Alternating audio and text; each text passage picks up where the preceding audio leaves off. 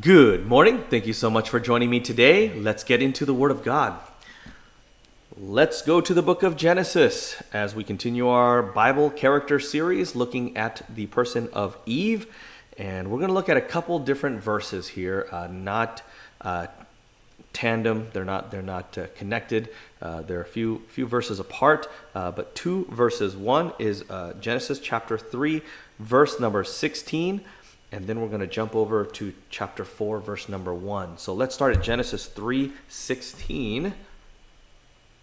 So Adam and Eve have both sinned against God. God called them out on their sin, and he is now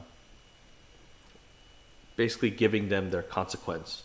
All right, and so verse 16, unto the woman he said, I will greatly multiply thy sorrow. Now let's just stop right there for a second, because this is this is often overlooked, but this is an important one.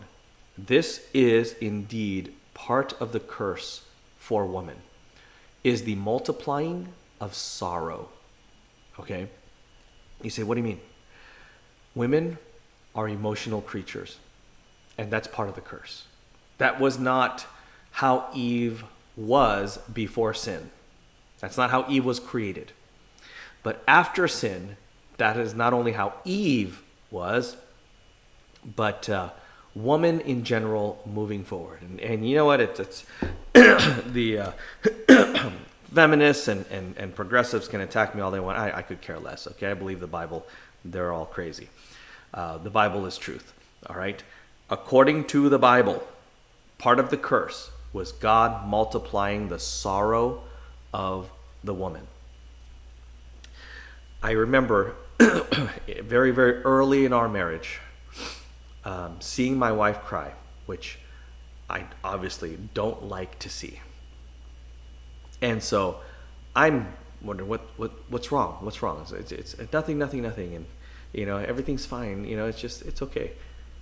I thought, what's happening? Did something happen? No, nothing happened. And then later on, when she's able to compose herself, she's going to kill me for sharing this, but she tells me, I just needed a good cry. I don't understand that. Never at any point in my life have I ever said to myself, you know what, Kevin? You need a good cry. Never. Not one time have I ever thought that to myself. Have I ever needed to do that? Nor any of my guy friends.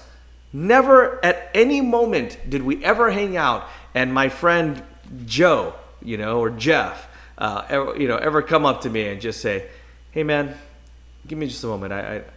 I need to just go have a good cry real quick. It's just not... It's just not something guys understand, because it's not something that is part of our curse. Okay, it's not something that now again, maybe you're a woman, you're like, well, I'm not like that. Okay, well, one of two reasons. One, either you're not like the typical woman, and hey, I understand there's exceptions for everything and everyone, okay?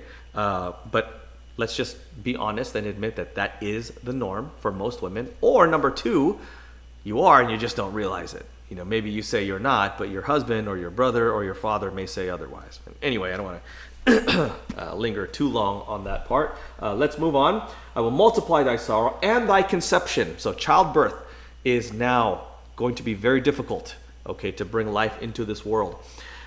In sorrow thou shalt bring forth children, and thy desire shall be to thy husband, and he shall rule over thee. Postpartum depression is a very real thing, right? Look at this. In sorrow. Not pain, okay? Pain is another one, but sorrow is a whole nother, that's an emotional thing.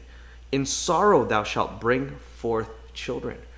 Hormones out of balance, all that, and unfortunately that's part of the curse. And thy desire shall be to thy husband, and he shall rule over thee. It's funny that no matter what culture you go to, the man is always going to be in charge. You think, oh, but the West, we're so progressive, that we have equality for women. Do we really though? Because if you look at women's sports, who's dominating? Biological males. Men are literally taking over women, including being a woman. Anyway, that's a whole nother sermon for another time. Let's skip over. So God is now laying this out to Eve. In sorrow, I will multiply thy sorrow and thy conception. In sorrow thou shalt bring forth children. Okay, and thy desire shall be to thy husband. And so we look at chapter 4, verse 1, and Adam knew Eve, his wife. So sure enough, her desire was to her husband.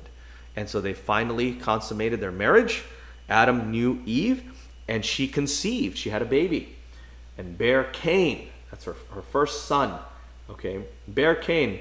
And she said, I have gotten a man from the Lord. So you can see the tender heart of Eve saying, I received this man-child from the Lord.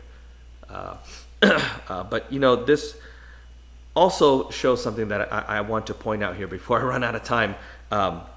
Very, very important fact that is, again, often overlooked. And that is, this is the first recorded incident of Adam knowing Eve, meaning consummating their marriage.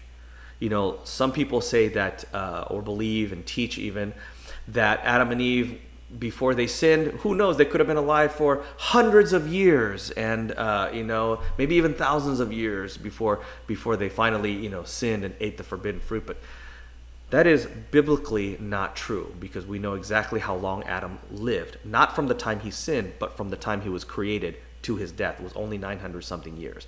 And not only that, he was created on the sixth day, and Eve was created, the same time. Okay, Adam and Eve, and they did not consummate their marriage until after they sinned, which means they sinned pretty much right away, right after they were created. And I am out of time. So thank you so much for joining me today. We will do yet another part on Eve tomorrow. Yep, one more part on Eve tomorrow. But in the meantime, God bless you. Have a wonderful day, and we'll see you tomorrow morning. Bye-bye.